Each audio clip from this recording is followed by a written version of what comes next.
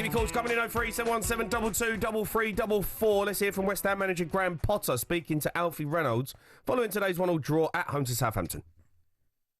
Graeme, just how frustrated were you with that last-minute equaliser? Yeah, very, very frustrated. Very frustrated with the afternoon, if I'm being honest. The performance, the results. It was a difficult afternoon for us. We didn't play well enough.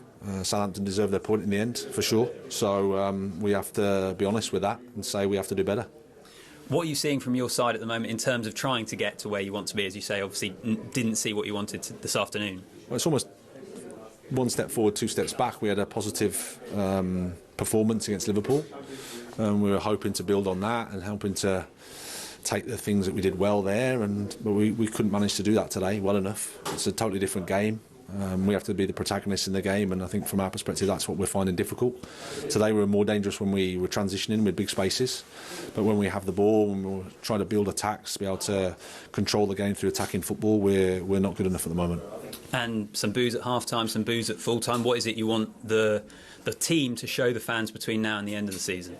Well, they have to show a better level of performance. We have to get better results. You can completely understand the supporters' reaction. It's completely fair. We have to do better.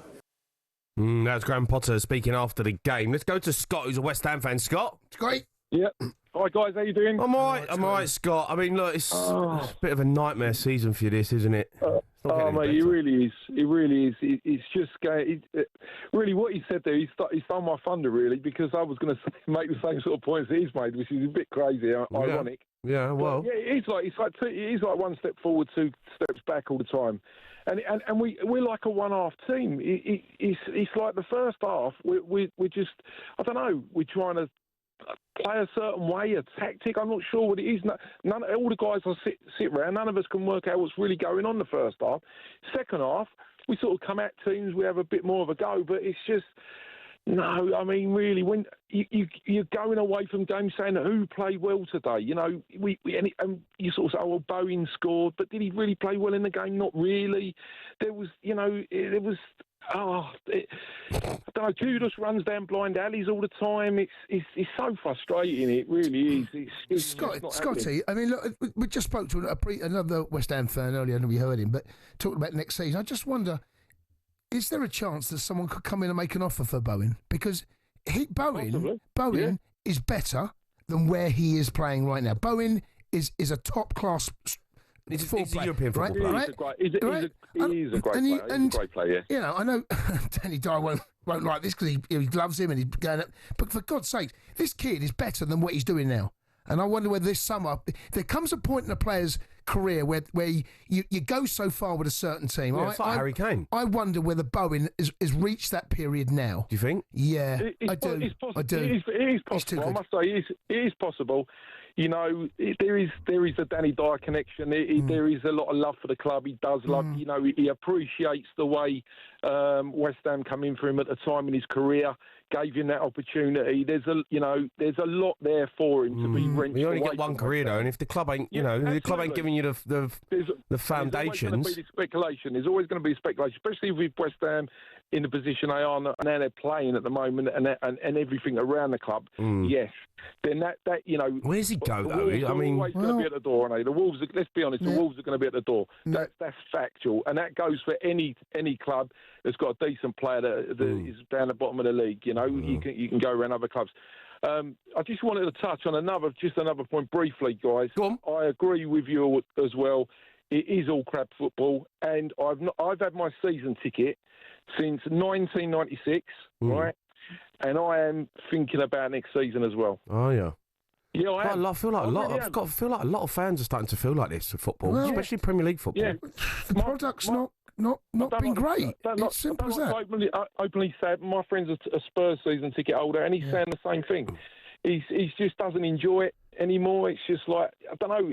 It's like, where are all the Mavericks gone? Where are all the great players? Where are the? Listen, Scott, Jay and I have been saying this, right? And I got battered for saying the Premier League this season is poor, and I genuinely feel it. And we've had a conversation. This was early part of this year. You know, where's the Thierry Henrys? Where's the Bergkamps? Where's the Hazards? Where's the Bales? Where are these players? Where are they? Where's the Di Canios? I know. Where's the Frankie Lampards, the Steven Gerrards, the Paul Scholes? I totally agree with you. We can go on. It's like Where are they now? They're not.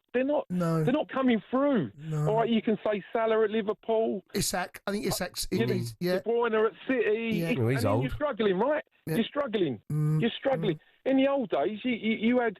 Well, every team had one, didn't they? Everyone had one. Every team had a Maverick. Middlesbrough. You remember him? Ravanelli at Middlesbrough back in the day. I mean, it's like, come on. They've all, even Stoke had them, didn't they? I just think the way modern football game and the way players now produced. I just don't think these Mavericks exist anymore. I just don't think it's all about height. It's all about athleticism. It's all about getting around the park. Keeping the ball retention. Would you agree? I've got a question for you. Would you agree that Teddy Sheringham is one of the best strikers that a Prem had?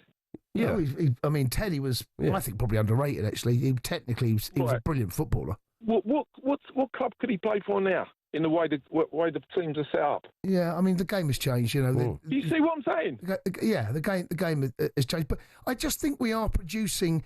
I mean, I'm watching Newcastle. Newcastle right now are the best team in the country for me. Yeah, right now. Yeah, you said that yesterday. I agree. I agree. The last 6-7 weeks, something like Newcastle, the best team. But there's an attacking, exciting flair about the way they play. Well, it's because they've got Isak in the team. Yeah, but they're all over the pitch. There's energy. Yeah, there's drive. Yeah, not totally passing the ball from these. The way that these players are now coached, I think they're coaching out the players. Yes. Honestly, I feel that way. Yeah, I agree. I agree. I think the game. It's easy to say, but I think the game's gone. And to be fair, we all know that Liverpool are going to win the league, and fair play to them, they have been good, but they've been the best of a bad bunch, in my opinion. That's the way I'm looking at it. They've been the best of a bad bunch. But they've embarrassed the Premier League. They're coasting to the Premier League. I don't think Slot. I don't know what Slot must be thinking, but he must think this is easy. How he's walked in, hasn't changed a lot. I mean, credit to him. He has a good squad. The club wasn't in distress like normally when a manager has to come in, and he knows what he's got going forward. Defensively, he's a little bit more solid. He's not as gung-ho as Klopp, but he's made it look easy. Yeah. And they've embarrassed the rest of the Premier League. Yeah. And how good has the European game's been? Yeah, I know. Jay and I said it the other night. We loved it at PSG. Yeah, it was a fantastic side to it. They're a throwback. They're a throwback. The Man United game the other night, I watched that. The Tottenham game, not the Chelsea game. They've all been good. Listen, I'm not going to mention Chelsea. No, the Premier League, I genuinely believe, mate, the Premier League's going downhill. It is. They've got to sort it out. I don't know what it is, the products or whatever. People are turning it. I'd rather watch Championship at the moment. I watch Newcastle play, enjoy them. That's apart from them. Well, what about it's hard watch. Score 3 goals and get an extra point? How about that? You wouldn't change it. Scott, top man, mate. Thanks for your call. Get involved in the show. Give us a call. You want to talk about the Premier League? You want to talk about sideways football? You want to talk about if you're going to give up your season ticket? I've had 2 people phone up already and said they're thinking about it for next season. I know fans sometimes do that with a bit despondent, but let me tell you, when the summer comes through, mate, and all of a sudden August comes around, that first day of the season, we'll all get excited, and they'll be sitting there doing what? What are they going to do other than go and watch their team? Go and play golf. No. You want to watch it? No, mate. Other things you can do. No, you can't. There's not. Come on, mate. Go and watch West Ham this season, mate. Fine. I'd rather watch paint dry. I understand that, but what are you going to do next season? These West Ham fans, or any fan thinking about leaving this season ticket, right? Phone up now. You will regret it. You reckon? Yes. I'd watch paint. Yes. It's quite soothing, though, paint drying. On AM, on DAB, via the talkSPORT app, and on your smart speaker. talkSPORT.